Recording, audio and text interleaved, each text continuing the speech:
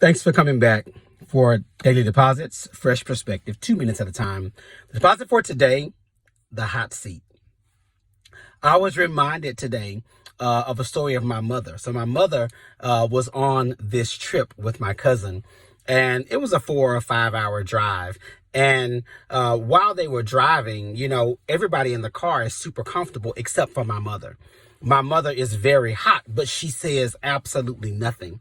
And the drive goes on. They're about halfway into this drive, and my mother just cannot stand it anymore, and my cousin looks at her and she's like, "Are you okay?"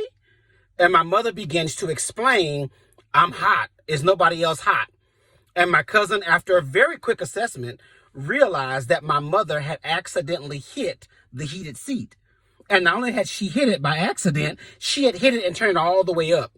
So for over half the ride, my mother sat in the hot seat, saying nothing, trying to put up with it.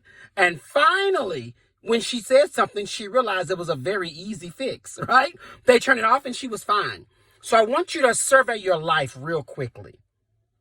There are some things you've been sitting in way too long.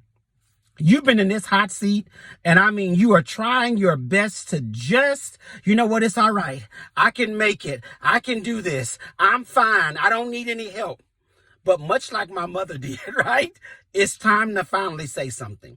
It's time to say to your friends, your family, your pastor, your boss, your neighbor, your siblings, whoever is, "Hey, I am uncomfortable. I need help. Here is my issue. Here is where I am. I'm in a hot seat."